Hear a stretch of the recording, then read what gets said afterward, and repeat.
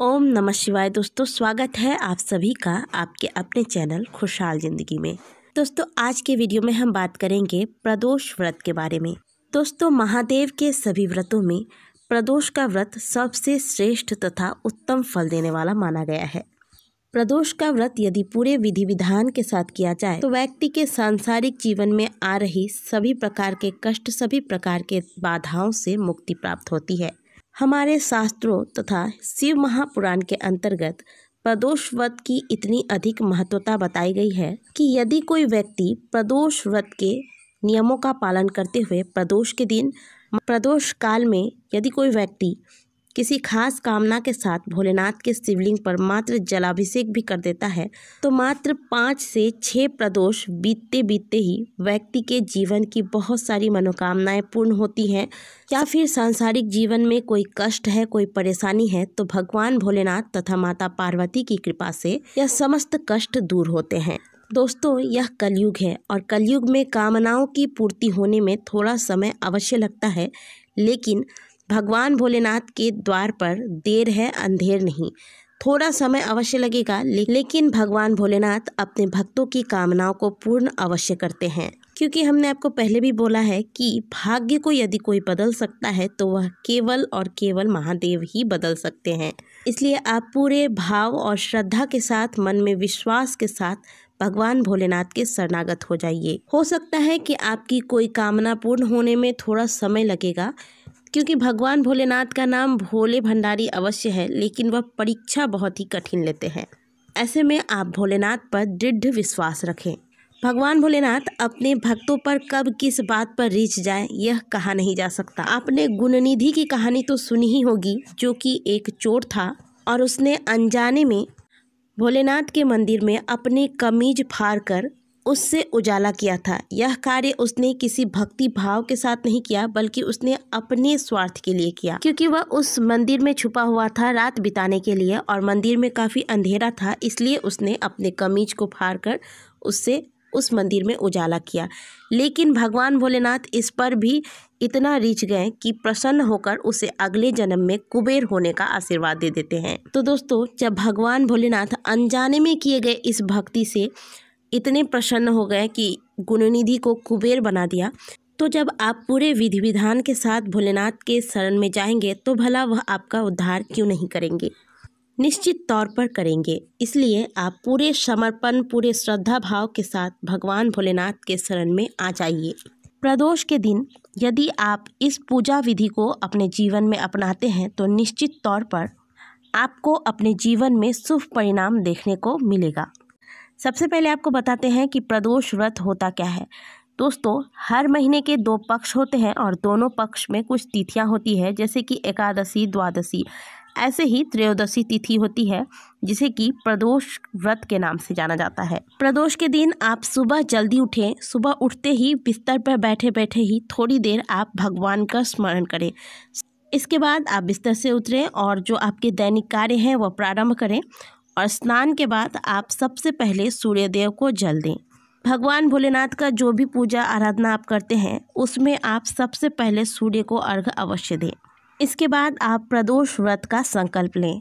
दिन भर आपका व्रत रहेगा। आप चाहें तो फलाहार ले सकते हैं, लेकिन नमक का इस्तेमाल नहीं करना है। दिन भर आप चाहे जो भी कार्य करें, उस कार्य के दौरान आप निरंतर भगवान भोलेनाथ का स्मरण करते रहें। मन ही मन श्री शिवाय नमस्तुभ्यम, श्री शिवाय नमस्तुभ्यम मंत्र का जाप चलते रहे। अब प्रदोष काल में, क्योंकि प्रदोष व्रत प्रदोष काल में यदि किया जाए तो ज़्यादा शुभ फल देता है। इस वक्त भगवान भोलेनाथ तथा माता पार्वती अत्यंत ही प्रसन्न मुद्रा में होते हैं और अपने भक्तों द्वारा किए गए पूजा पाठ को स्वीकार करके उन्हें मनोवांछित सिद्धि प्रदान करते हैं। इसीलिए प्रदोष व्रत प्रदोष काल में करें तो ज़्यादा बेहतर होता है।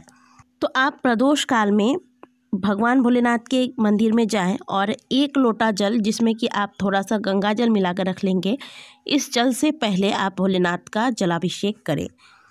इसके बाद आप घर से पंचामृत बनाकर ले जाएं, क्योंकि मंदिर में आप अलग अलग चीज़ें नहीं ले जा सकती, थोड़ा मुश्किल हो जाता है। जैसे कि दूध, दही, शक्कर, मधु, घी, ये सारी चीज़ें आप अलग अलग ले जाएं। इससे बेहतर होगा कि आप एक ही जगह पंचामृत बनाकर ले जाएं और फिर इस पंचामृत से आप भगवान भोलेनाथ का अभिषेक करें। पंचामृत स्नान कराने के बाद आप भगवान भोलेनाथ को एक बार फिर से शुद्ध जल से अभिषेक करें। दोस्तों, अब जानिए कि यह पूजा विधि चमत्कारी किस प्रकार से होती है। अभिषेक के बाद बारी आती है भगवान के श्रृंगार की। तो आप भगवान भोलेनाथ को एक वस्त्र जिसमें कि श्री राम लिखा रहता है, आपको बाज़ारों में बहुत आसानी से प्राप्त हो जाएगा, जिसमें राम नाम लिखा रहता है। और भगवान भोलेनाथ को राम नाम अत्यंत ही प्रिय है। भगवान भोलेनाथ जो निरंतर समाधि में लीन रहते हैं, उसके पीछे यही राज है कि वह राम नाम का ही चिंतन करते रहते हैं। इसलिए भगवान भोलेनाथ को राम नाम लिखा हुआ वस्त्र अवश्य अर्पित करें। इसके बाद अगर आपके मन में कोई कामना है तो उस कामना को मन में रखते हुए भगवान भोलेनाथ को सफ़ेद रंग के जनेऊ चढ़ाएं। जनेऊ को रंगना नहीं है, इस बात का ध्यान रखें। बहुत से लोग जनेऊ को सब पीले रंग से रंग लेते हैं या फिर बाज़ारों में भी पीले रंग के जनेऊ मिलते हैं। आपको सफ़ेद रंग का जनेऊ ही चढ़ाना है, इस बात का ध्यान रखें। इसके बाद आप भगवान को सुंदर पुष्पों की माला पहनाएं। आजकल बाज़ारों में बने बनाए माला भी मिल जाते हैं, लेकिन आप कोशिश करें कि यह माला आप स्वयं से भगवान के लिए तैयार करें, क्योंकि भगवान का जो भी कार्य होता है उसे आप स्वयं के हाथों से करेंगे तो इसमें निरंतर आपका भगवान के लिए चिंतन बना रहेगा, जो कि भगवान को अत्यंत ही प्रिय लगता है।